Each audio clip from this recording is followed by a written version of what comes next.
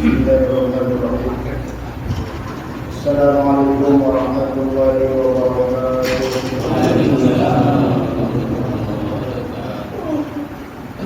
Alhamdulillahirabbil alamin wa bihi nasta'in. Ala umuri wa dini asyhadu an la ilaha illallah wa asyhadu anna Muhammadan abduhu wa rasuluhu la nabiyya ba'dahu. Allahumma shalli wa sallim wa barik wa an'im ala habibina wa syafi'ina sayyidina Muhammadin sallallahu alaihi wasallam wa ala alihi wa ashabihi wa man tabi'ahum bi ihsan ila yaumil Rabbi shrah li sadri wa yassir li amri wa hlul 'uqdatam min lisani yafqahu qawli. Allahumma anfa'na bima 'allamtana wa 'allimna ma yanfa'una wa rabbana zidna 'ilma. Semoga Allah berkenan menambahkan pengetahuan kita tentang ajaran agama.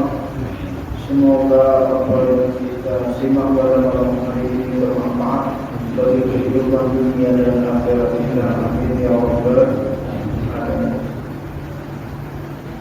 Yang kami hormati segenap para orang tua kami, para sesepuh, segenap pengurus DKM Masjid Al-Rahmah, khusus Ustaz kita, Imam kita, Bapak Ustaz Nurman, beserta seluruh keluarga besar Masjid Al-Rahmah. Mudah-mudahan kita semua senantiasa mendapatkan taufik dan hidayah dari Allah Subhanahu wa taala.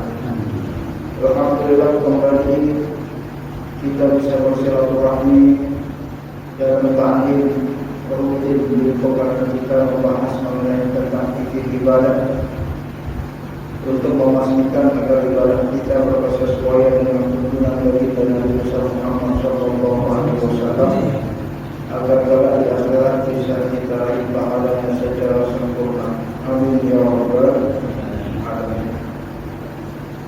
Al-Fatihah, mudah-mudahan Allah kabulkan keinginan kita semuanya. Akan hari ini aku akan melihat salihah di Al-Fatihah.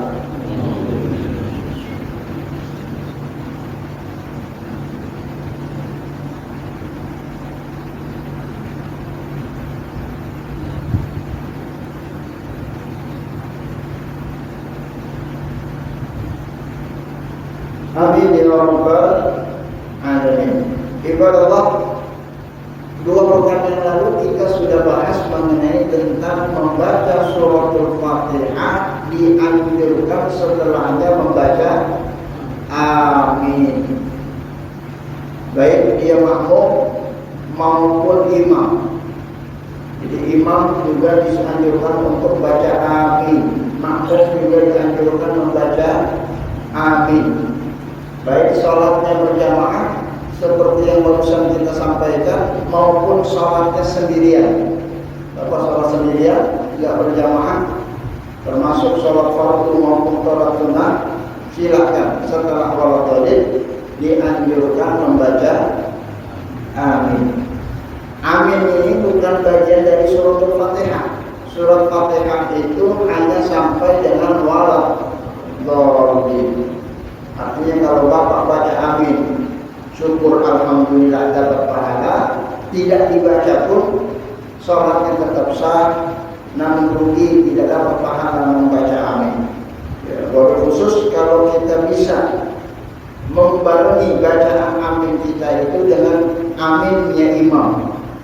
Kalau misalnya malaikat juga ikutan bareng, maka akan dikabulkan seluruh permohonan yang kita panjatkan pada saat kita membaca suratul Fatihah. Salah satunya adalah ihdinas siratal mustaqim. Allah berikan kita petunjuk jalan yang lurus sehingga kita hidup senantiasa istiqamah di jalan-jalan kebenaran, sehingga kita betul-betul hidup dengan cahaya naungan hidayah taufik Allah Azza wa Jalla sampai dengan kita wafat di dunia insyaallah. Jamaah sekalian rahimakumullah, di antara kesunahan yang malam kali ini ingin kita lanjutkan materinya, al-qiraah ba'dal Fatihah. Setelah kita baca suratul Fatihah, dianjurkan membaca surat setelahnya. Surat setelahnya. Yusannu lil musalli ay yaqra'a suratan aw syai'an minal Qur'an ba'da qira'atil Fatihah fi rak'atay as-subhi wal jumu'ah. Disunahkan, dianjurkan untuk kita membaca surat setelah Al-Fatihah atau syai'an minal Qur'an, atau mungkin kita ingin baca cuplikan ayat, tidak sempurna satu surat, itu juga dianjurkan. Yang mau baca satu surat full silahkan ya. Atau mau baca sebagian ayat dari surat-surat tertentu, itu juga disilakan ya. Kalau tadi imam kita salat maghrib di rakaat pertama membaca surat apa tadi dibaca oleh imam lagi? Surat Zalzalah ya, maka itu sunnah. Atau mungkin mau baca imamnya sebagian dari surat Zalzalah, itu juga sunnah, boleh, nggak mesti harus selesai. Imam baca Bismillahirrahmanirrahim, idza zulzilatil ardu zilzalaha, Allahu Akbar, langsung rukuk, itu boleh, dapat pahala sunnah. Apa pahala sunnahnya? Membaca cuplikan surat Az-Zalzalah.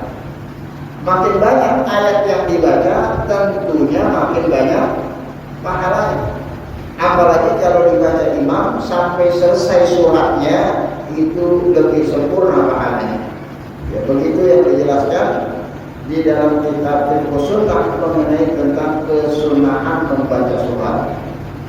Artinya nanti di dalam kasus-kasus tertentu sah-sah saja seseorang dalam perspektif hukum fikih saat melaksanakan ibadah sholat hanya baca Fatihah saja.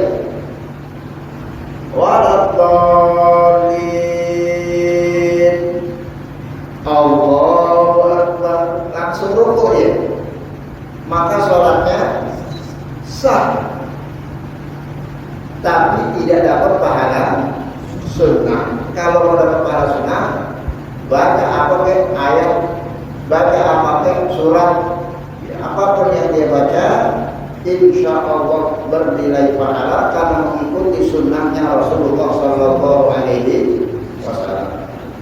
Sehingga dengan demikian mudah-mudahan tidak terjadi lagi kasus dorong-dorongan jadi imam kalau Ustaz Nurman gak datang. Ya baca. Kalau imam kita yang rawatib gak datang, ya ini banyak di beberapa tempat gara-gara imam yang gak datang akhirnya gak jadi jamaah. Ya karena mungkin bagian makmum ya, dia nggak bisa membaca surat-surat selain suratul Fatihah atau tidak pilih membaca ayat-ayat tertentu, surat-surat tertentu selain surat Al-Fatihah. Maka silakan saja jamaah terus dijalankan meskipun nanti imamnya yang cabutan itu hanya membaca Al-Fatihah saja, waladhdallin, Allahu Akbar, langsung rukuk. Demikian sampai dengan selesai sholatnya, insya Allah Allah akan terima sholatnya. Amin ya rabbal alamin. Jamaah sekalian rahimakumullah, kesunahan ini berlaku di dalam pelaksanaan sholat subuh yang 2 rakaat ataupun juga pelaksanaan sholat Jumat. Jadi kalau habis sholat subuh baca surat, habis sholat Jumat di tiap-tiap rakaat setelah waladhdallin baca surat atau cuplikan ayat. Adapun sholat-sholat lain itu cukup rakaat yang kedua di dalam urutan yang pertama. Artinya rakaat 1 dan rakaat kedua saja, sementara rakaat setelahnya ketiga dan keempat ini tidak disunahkan untuk membaca surat setelah surat Al-Fatihah. Artinya kalau kita sholat maghrib Baca suratnya itu disunahkan setelah Fatihah itu hanya di rakaat pertama dan kedua saja. Nanti rakaat ketiga cukup Al-Fatihah saja. Sholat Isya rakaat ketiga Al-Fatihah saja. Habis sholat Dhalin, amin langsung rukuk. Sholat Isya rakaat keempat Al-Fatihah saja. Habis sholat Dhalin, amin langsung rukuk. Wa jami'i raka'atin nafli, dan dianjurkan untuk juga di setiap rakaat sholat sunnah. Jadi kalau sholat sunnah itu semuanya membaca surat dianjurkan setelah Al-Fatihah. Meskipun jumlah rakaatnya lebih dari 2. Bapak sholat witir, kan witir ada yang 21, ada yang sekaligus 3. Bagi jamaah yang sholat witirnya 3 rakaat langsung, maka di rakaat yang 3 habis sholat Dhalin, amin dianjurkan membaca surat. Tidak seperti sholat maghrib yang tidak dianjurkan membaca surat di rakaat yang ketiga. Sholat tarawih kan ada yang 2-2-1, ada yang 4-4-3. Bagi yang 4-4-3 itu tidak seperti sholat Isya. Artinya di rakaat yang ketiga dan di rakaat yang keempat, kalau sholatnya sholat tarawih, sholat sunnah, maka tetap dianjurkan untuk membaca surat atau duplikat ayat. Berbeda dengan sholat Isya. Kalau sholat Isya rakaat ketiganya dia dianjurkan membaca surat setelah surat Fatihah. Rakaat keempatnya di sholat Isya tidak dianjurkan untuk membaca surat setelah surat Al-Fatihah. Hanya saja boleh-boleh saja kalau ada jemaah yang ingin baca. Ya, Bapak sholat maghrib, habis sholat Dhalin, rakaat ketiga nggak langsung rukuk baca surat, boleh-boleh saja. Semakin baca, tapi itu tidak disunnahkan oleh baginda Rasulullah Sallallahu Alaihi Wasallam. Ya, jamaah sekalian rahimahullah, dan tentu saja ini merupakan ringkasan informasi yang disampaikan oleh Syekh Sabit rahimahullah taala di dalam kitab Fiqh Sunnah. Ya, informasi ini tentu ada landasan-landasan dalil-dalilnya. Ya, ini disebutkan di dalam kitab, namun seperti biasa tidak kita bacakan semua hadis-hadis dan dalil-dalilnya karena keterbatasan waktu. Ya mas sekalian rahimahullah, yutawwilu fi rak'atil ula ma la yutawwilu fi tsaniyah wa kadzalika fi subhi. Sunnah yang lain selain kita membaca surat atau cuplikan ayat, ini juga dianjurkan untuk memilih bacaan yang agak panjang di rakaat yang pertama dibandingkan bacaan rakaat yang kedua. Ya, masing-masing surat panjangnya beda-beda. Ada yang pendek, ada yang panjang. Maka kalau kita pengen pilih, maka pilihlah yang panjangan itu di rakaat yang pertama yang kita baca. Nanti yang agak pendekkan kita baca di rakaat yang kedua.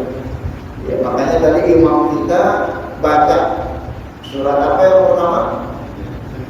Zalzalah. Yang di rakaat kedua surat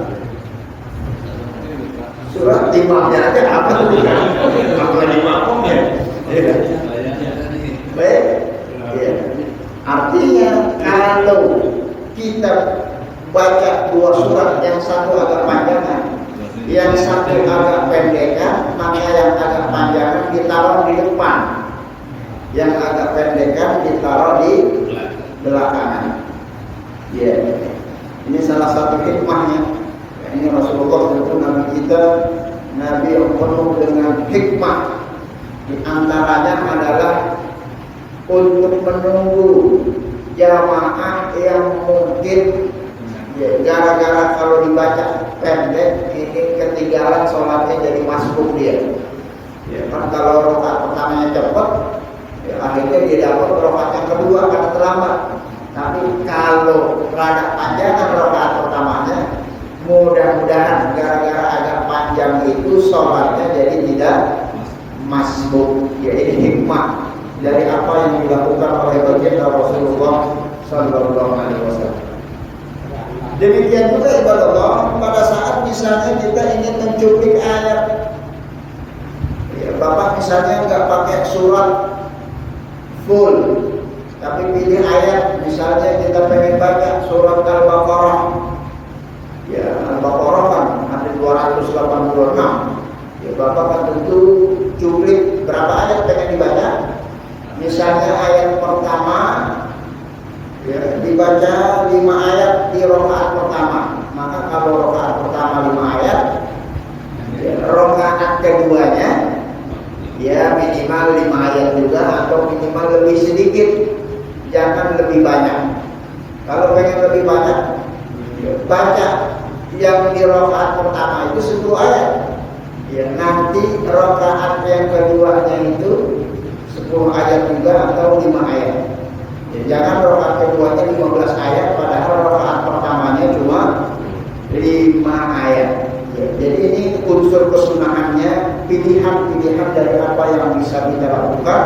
Yang kalau kita lakukan seperti itu tentunya mendapatkan pahala mengikuti sunnah baginda Nabi Muhammad Sallallahu Alaihi Wasallam. Wa kadzalika fis subhi, begitu juga dalam pelaksanaan salat subuh. Rawal Bukhari wa Muslim wa Abu Dawud. Ya. Fadhalanna annahu yuridu bidzalika ayyukan nas arafatil ula. Ya, bahkan ini disampaikan secara gamblang oleh Imam Daud, Abu Dawud, ya, periwayat hadis yang menyatakan kalau Rasulullah itu senantiasa kalau sholat subuh selalu rakaat pertamanya lebih panjang dari rakaat kedua. Ya, sampai kami mengira kalau Rasulullah itu memang sengaja dipanjangin rakaat pertamanya itu untuk menunggu para sahabat yang dikhawatirkan masih sedang dalam perjalanan OTW menuju masjid untuk melaksanakan berjamaah agar mereka tidak masbuk. Ya, begitu yang dijelaskan oleh Imam Abu Dawud rahimahullah taala, yuridu bidzalika ayyukan nas arafat ula, ya, agar jangan sampai nanti ada sebagian dari kaum muslimin yang bisa ketinggalan rakaat pertamanya gara-gara bacaannya terlalu cepat padahal dia pengen baca ayat yang agak panjang di rakaat yang kedua. Jamaah sekalian rahimakumullah, mengenai tentang kaifiyatil qiraah ba'dal Fatihah tajuzu ala ayyi nahwin minal anha. Kalau teknis pelaksanaannya ini diberikan kebebasan untuk kita untuk memilah dan memilih ayat mana saja yang pengen kita baca di dalam sholat-sholat kita. Ini bebas. Tidak menjadi satu keharusan baca surat tertentu, tidak. Tidak menjadi satu keharusan baca ayat tertentu, tidak. Bebas kita mau baca apa saja. Ya, karena ini perkara yang disunahkan. Ya, oleh karena itu maka diberikan beberapa riwayat kenapa itu bisa bebas begitu. Ya, riwayat Imam Bukhari di dalam informasi kitab Al-Jam'u baina surataini fi rak'ah wa qira'atul Fatir wa surah qabla surah. Qara'a Umar fi rak'atil ula bi 120 ayat min al-Baqarah wa fi tsaniyah bi suratin al-Mathani. Ini ada informasi hadis Sayyidina Umar bin Khattab radhiyallahu anhu, beliau itu kalau sholat beliau baca di rakaat yang pertama ini 120 ayat minal Baqarah, membaca cuplikan surat Al-Baqarah sebanyak 120 ayat. Ya, Sayyidina Umar 120 ayat. Gak 5 ayat itu udah lama, 120 ya besar-besar. Sayyidina Umar. Ya, berarti kurang lebih 1 juz dibaca sama Sayyidina Umar pada rakaat yang pertama. Ya. Wa fisaniyah surah minal masani. Jadi yang ingin disampaikan, rakaat yang kedua apa yang dibaca oleh Sayyidina Umar? Ternyata Sayyidina Umar di rakaat yang kedua membaca surat pendek juz 30 ke belakang, Al-Masani. Ya, surat pendek. Padahal bisa saja dia baca surat Al-Baqarah ayat 121. Ya kan yang dibaca baru 120 ayat. Sementara Al-Baqarah ada 286. Ternyata Sayyidina Umar tidak menyambungkan surat Al-Baqarah yang dibaca di ayat pertama itu di rakaat yang pertama dan untuk dilanjutkan di rakaat yang kedua. Beliau lebih memilih membaca surat pendek di rakaat yang kedua, padahal rakaat pertamanya itu membaca surat Al-Baqarah. Ya, oleh karena itu maka boleh seperti itu, karena itu pernah dilakukan oleh Sayyidina Umar radhiyallahu anhu.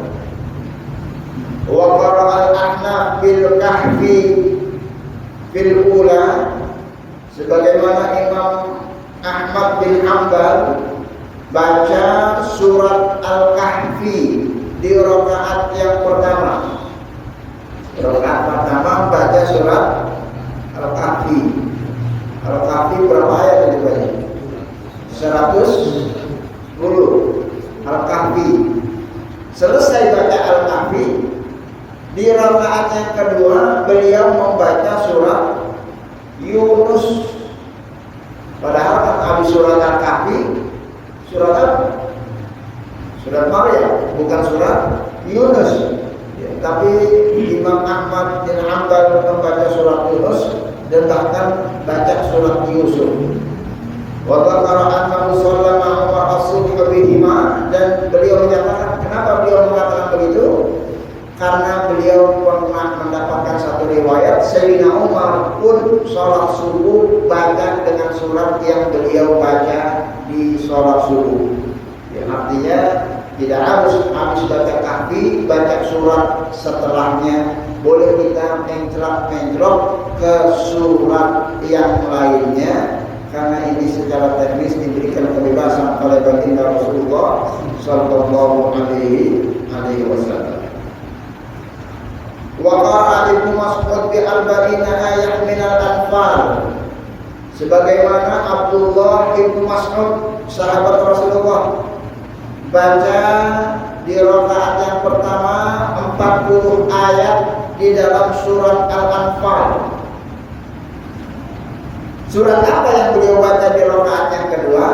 Ternyata bukan sambungan surat Al-Anfalnya atau surat setelahnya, tapi yang dibaca oleh beliau di suratil Mufassal, ya, surat pendek, ya, Al-Mufassal yang agak sedang. Ya, Mufassal itu surat-surat pendek yang agak sedang. Ya, kira-kira ayat-ayat, ya, surat Ar-Rahman, surat Tabarak, yaitu masuk ke dalam kategori Al-Mufassal. Wa qala Qatadah liman qara'a surah wahidah fi rak'ataini aw yuraddid surah fi rak'ataini kullu kitabullah. Bahkan kata Imam Qatadah, ya, siapapun yang bahkan boleh saja dia baca surat yang sama di rakaat yang berbeda. Ya, Bapak baca di surat pertama Az-Zalzalah, rakaat kedua baca lagi surat Zalzalah. Itu diperbolehkan. Bahkan berkata Imam Qatadah, kullu kitabullah, semuanya itu adalah kitab suci Allah. Apapun surat yang kita baca ini diperbolehkan. Ya, sehingga maksudnya jangan sampai nanti kalau ada imam kita baca suratnya sama, makmum di belakang Subhanallah, subhanallah. Ya ini dalam diri salah. Dia memang lagi menikmati surat yang dia pilih itu untuk diulangi di rakaat yang kedua, dan itu diperbolehkan dalam syariat agama. Ya ibarat Allah, bahkan ada satu cuplikan peristiwa yang cukup unik ya, pernah terjadi di masa Rasulullah SAW. Ya, diinformasikan dari Anas bin Malik. Anas bin Malik ini cerita, kata Rasulullah bin Al-Ansar, satu hari ada kaum muslimin dari golongan Ansar, ya umum di Masjid Quba. Jadi imam dia di Masjid Quba, satu masjid yang pertama kali dibangun oleh Rasulullah SAW pada saat awal kali pertama hijrah menapakkan kaki ke Madinah Al-Munawwarah. Jadi imam ini orang Ansar di Masjid Quba. Wa kana kullama iftahta surah yaqra lahum fi sholati mimma yaqra bihi iftataha bil huwallahu ahad. Ya ini imam. Ya, saban dia pengen baca surat, dia baca qul huwallahu ahad. Al-Ikhlas. Waladhdallin amin. Qul huwallahu ahad. Allahus samad. Lam yalid wa lam yulad wa lam yakul lahu kufuwan ahad. Wa kana yastamu dzalika fi kulli rak'ah. Ya, itu masalahnya. Rakaat setelahnya dibaca qul hu lagi. Qul huwallahu ahad. Allahus samad. Lam yalid wa lam yulad wa lam yakul lahu kufuwan ahad. Besoknya jadi imam dia. Bacakan qul hu lagi. Qul huwallahu ahad. Allahus samad. Lam yalid wa lam yulad wa lam yakul lahu kufuwan ahad. Fakallamahu ashabahu. Ya. Ini para sahabat yang dari makmum negur, imam, Pak Ustaz, ya kok bacanya qul terus ini. Ya, makmum di belakang komentar, innaka taftahu bi hadhihi surah, tsumma natara annahum tujizuna hatta taqra'u ukhra. Apa enggak ada lagi surat yang lain yang kau baca begitu kok qul lagi.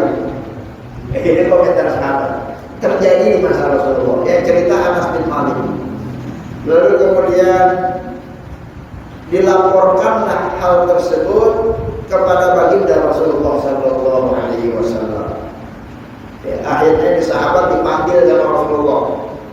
Ya fulan, ma yamna'uka an taf'ala ma ya'muruka bihi ashabuk. Wahai fulan, ya, kata Rasulullah, apa yang menyebabkan engkau tidak mengindahkan usulan para sahabat-sahabatmu yang jadi makmum di belakangmu untuk ganti surat, itu jangan puluh-puluh kalau jadi imam. Wa ma yahmiluka ala luzumi hadhihi surah fi kulli rak'ah. Dan apa yang menyebabkan engkau tiap rakaat bacanya puluh-puluh? Ya, jadi mohon maaf kalau ada imam kita yang tiap imam jadi bacanya puluh. Ya, apa jawabannya? Beliau menjawab, ini luar biasa jawabannya, terkadang mungkin di luar dari jawaban orang-orang biasa. Ini kata sahabat, ya Rasulullah, inni uhibbuha.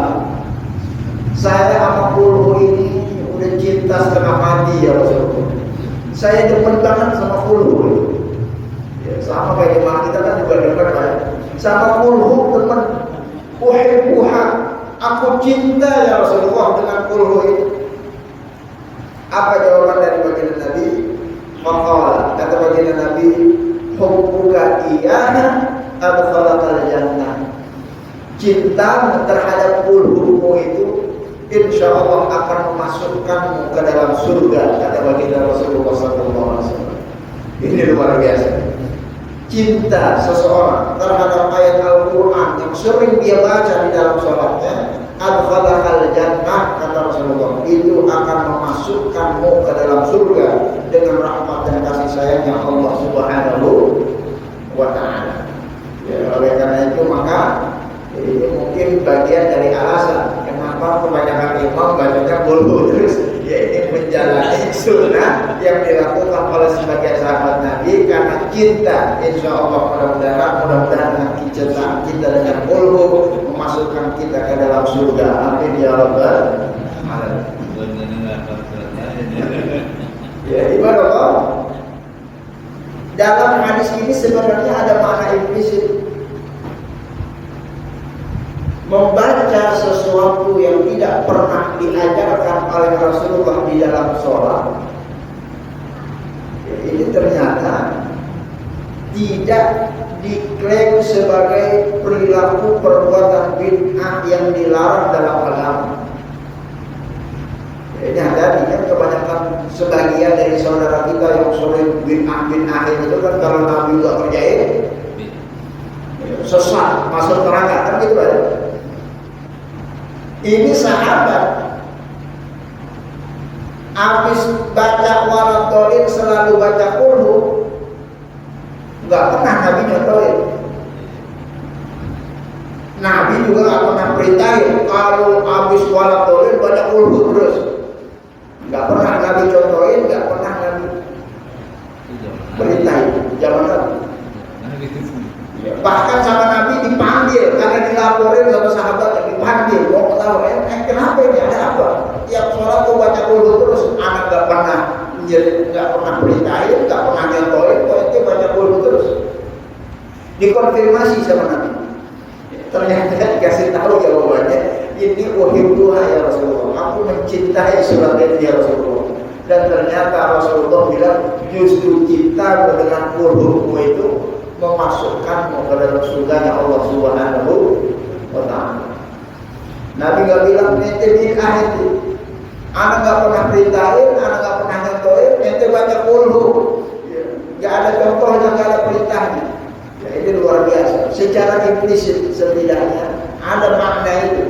Walaupun itu sahabat melakukan sesuatu yang tidak pernah diperintahkan oleh Rasulullah, mendawamkan sesuatu yang tidak pernah didawamkan oleh Rasulullah, tapi kalau yang dibaca Quran, yang dibaca itu firman Allah, ya, dan yang dibaca itu atas kecintaan kepada Allah, insya Allah dengan hal tersebut mudah-mudahan Allah memasukkan kita semua ke dalam surga Allah Subhanahu wa ta'ala. Oleh karena itu jangan ragu-ragu. Habis sholat baca qulhu silakan saja. Yang penting atas dasar cinta mudah-mudahan kita semua masuk ke dalam surga Allah Subhanahu wa ta'ala. Nanti masuk surga lewat pintu qulhu insya Allah ta'ala. Jamaah sekalian rahimahullah, dalam hadis juga diinformasikan yaqra'u fi subhi. Nabi bahkan pernah sholat subuh itu baca idza zulzilatil ardu zilzalaha, seperti yang dibaca imam kita pada maghrib ini. Dan yang menarik, firaq ataini kiltaihuma, di rakaat keduanya Rasulullah baca idza zulzilatil, dua kali baca idza zulzilatil ardu zilzalaha di sholat subuh rakaat pertama dan rakaat kedua. Dibaca oleh Rasulullah Sallallahu Alaihi Wasallam. Ya, pada adri, ya, ansa Rasulullah am akra zalika amdan. Hanya saja perawi hadis, ya, beliau tidak bisa memastikan ini Rasulullah baca izazul emang sengaja apa emang lupa. Ya, sehingga pada kesimpulan hukumnya boleh-boleh saja mengulang ayat yang sama di sholat yang sama di rakaat yang berbeda. Silakan baca izazul rakaat pertama, rakaat kedua, besok izazul lagi rakaat pertama, rakaat kedua, boleh karena pernah dilakukan oleh Rasulullah Sallallahu Alaihi Wasallam. Jamaah sekalian rahimahullah, ya, hanya saja nanti ada informasi-informasi hadis tertentu yang Rasulullah sering kali baca ayat-ayat dan surat-surat itu di sholat-sholat tertentu. Ya, meskipun bebas, tapi sering Rasulullah di sholat-sholat tertentu membaca ayat-ayat dan surat-surat tertentu. Ini waktunya masih ada. 10 menit. Mau diskusi dulu, tanya jawab, atau saya lanjutkan? Dilanjutkan, baik. Seperti misalnya di sholat subuh, Rasulullah itu sering membaca idza zulzilatil ardu zilzalaha. Ya, ini sering Rasulullah baca surat Az-Zalzalah. Rasulullah juga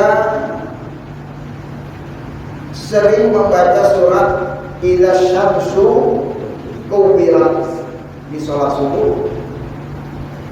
Bahkan Rasulullah juga sering kali membaca subuh, khususnya di hari Jumat, membaca Alif Lam Mim Tanzil As-Sajdah.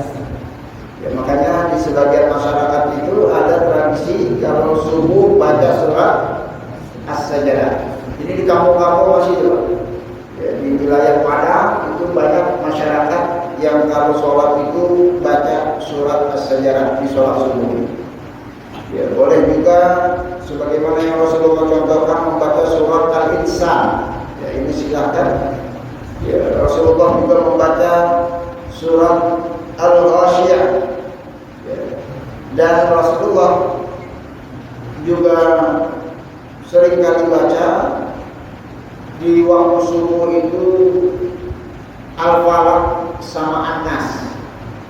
Ya, baca Al-Falaq sama An-Nas khususnya subuh kalau beliau sedang dalam melakukan perjalanan safar. Ya, ini juga penting untuk kita pahami. Jangan sampai nanti kalau kita lagi safar baca An-nya itu terlalu panjang. Ya, jadi imam di rest area bacanya Ar-Rahman.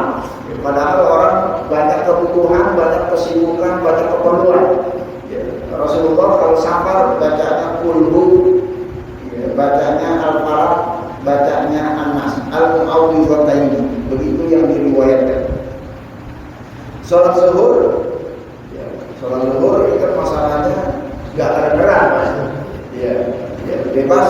Tapi ada riwayat yang menyebutkan Rasulullah itu kalau zuhur baca was-sama'i wat-thariq, baca at-thariq, baca surat Al-Lail, baca surat Al-Buruj, baca Sabbihis, ya, dan surat-surat pendek lainnya di juz yang ke-30. Ya, jadi nggak lewat di juz ke-30 kalau sholat zuhur, ya, termasuk sholat asar dan sholat maghrib. Ya, apalagi maghrib yang waktunya sangat terbatas, maka baca yang pendek-pendek. Ya, apalagi kalau ada ta'lim. Ya, kalau nanti waktunya mepet, ya, baca yang pendek-pendek sebagaimana yang Rasulullah SAW contohkan. Rasulullah baca surat At-Tin, Rasulullah baca, ya, surat Al-Mufassal yang pendek-pendek. Kalau sholat Isya pun demikian. Rasulullah sholat Isya itu baca surat At-Tin wa Zaitun. Rasulullah juga baca Sabbihis. Ya, intinya lebih banyak di juz yang ke-30, Pak. Ya, makanya banyak di TPA pengajian anak-anak itu diajarkan anak-anak kita biar bisa ngapalin surat-surat pendek, ya, termasuk juz 30, ya, yang fungsinya agar bisa dipakai di dalam pelaksanaan ibadah sholat untuk mencontohi bacaan yang dibaca oleh baginda Rasulullah sallallahu alaihi wasallam. Wa qira'ah surah bi'ainiha wa kana la yu'ayyin surah bis salati bi'ainiha. Rasulullah tidak pernah perintahkan secara khusus sholat maghrib baca ini, sholat isya baca itu, sholat subuh baca itu. Tidak. Jadi riwayatnya hanya Rasulullah baca dan itu kemudian diriwayatkan kepada para sahabat-sahabat Rasulullah sehingga sampailah kepada kita. Lalu kemudian wa amma qira'atus surah fi rak'atain fa kana yaf'aluhu fil nafilah wa amma fil fardh falam yulfaz anhu amma hadis Ibnu Mas'ud. Begitulah sholat-sholat yang Rasulullah contohkan, tidak pernah baca surat yang panjang di dalam pelaksanaan sholat fardu. Tapi kalau sholatnya sunnah, bapak sendirian di rumah, sholat duha, sholat tahajud, sholat witir, gak ada makmumnya, silakan. Ya, sepanjang-panjangnya gak apa-apa. Ya, tapi kalau sholat fardu berjamaah di masjid, ya, banyak orang, ya, orang tua, sesepuh, yang lagi sibuk, yang ada janji, ya, ini maka perlu dipersingkat pelaksanaan sholatnya, yang sebagaimana dicontohkan oleh baginda Rasulullah sallallahu alaihi wasallam. Wa amma qira'ah as-surataini fi rak'ataini fa kana yaf'aluhu fil nafilah wa amma fil fard falam yuhfaz anhu. Lalu kemudian mengenai tentang surat-surat lain, surat Az-Zariyat ini juga Rasulullah sering baca di dalam sholat-sholat tertentu. Faqad dzakara Abu Dawud Ibnu Juhayna annahu sami'a Rasulullah sallallahu alaihi wasallam yaqra fi subhi idza zulzila fi rak'atayn kilaihima. Sama riwayatnya Rasulullah baca idza zulzilatil ardu zilzalaha di dalam pelaksanaan sholat subuh. Wa iqalat rak'ah fi subhi wa kana yudilu rak'atul ula ala saniyah min salatus subhi wa min kulli shalah. Ya, jamaah sekalian rahimahullah, sesungguhnya Rasulullah seringkali memanjangkan rakaat yang pertama dibandingkan rakaat yang kedua. Itu tadi sudah disampaikan. Wa rubbama kana yuqimu hatta la yasma' wa kana yuqimu salatus subhi aktsar min sa'ir shalawat. Dan nanti secara umum salat subuh ini rada agak lebih dipanjangkan dibandingkan dengan salat-salat lainnya.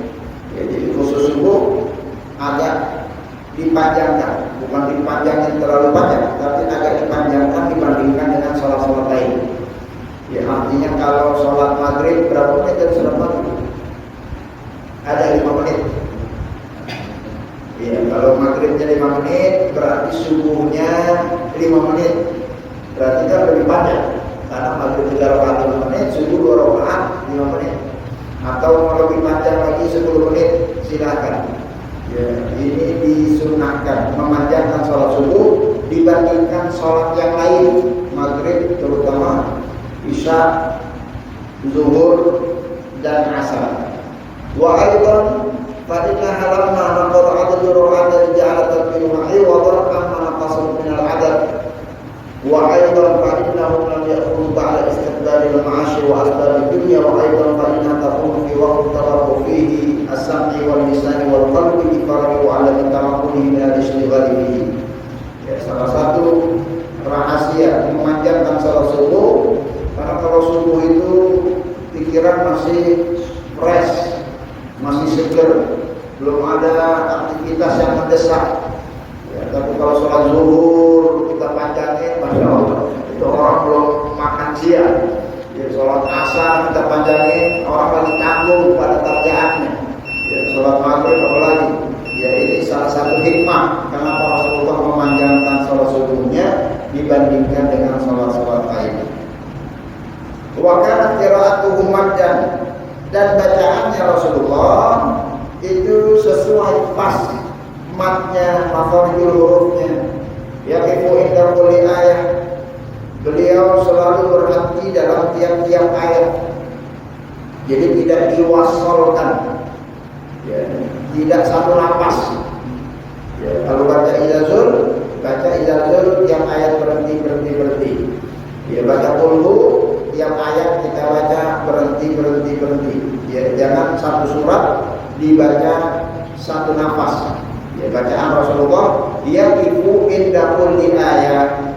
Rasulullah selalu berhenti dalam tiap-tiap ayat, termasuk di dalam membaca surat Al-Fatihah. Jadi Al-Fatihah yang paling bagus bacaannya itu kita setiap ayat berhenti, diwakafkan, tidak diwasolkan. Meskipun kalau mau diwasolkan boleh-boleh saja, tapi tidak sesuai dengan sunnah Rasulullah Sallallahu Alaihi Wasallam. Baik, ibarat mudah-mudahan yang disampaikan ini bermanfaat bagi kita semua. Ini waktu sudah menunjukkan sholat isya. Saya terlupa dan memang belum dibahas mengenai tentang informasi sambungan yang berkaitan dengan baca surat itu sebaiknya membaca itu berdasarkan dengan urutan-urutan ayat di dalam Al-Quran dan urutan surat di dalam Al-Quran. Artinya kalau rakaat pertama Bapak baca surat Al-Baqarah 1 sampai 5, rakaat kedua silakan baca ayat selanjutnya 6 sampai 7 sampai 8 sampai 10. Ya, atau surat lain, surat juz 30 dipersilakan. Ya, jangan sampai nanti surat Al-Baqarah ayat 5 sampai 10 kita baca rakaat pertama, rakaat keduanya bacanya ayat 1 sampai 5. Ini kembali. Ya, jadi urutannya harus sesuai dengan urutan yang ada di dalam Al-Quran. Ya, meskipun tidak harus ayat setelahnya. Bapak rakaat pertama ayat 1 sampai 5. Boleh-boleh saja rakaat kedua baca ayat 100 sampai 105. Ya, tapi jangan dibalik. Rakaat pertama ayat 100 sampai 105, ayat yang rakaat yang kedua dibaca ayat 1 sampai 5. Jadi harus sesuai dengan urutannya. Ya, ini sunnah. Makruh kalau kita tidak menjalankan itu. Bahkan di dalam salah satu mazhab tidak sah sholatnya kalau yang tidak urut itu urutan ayatnya.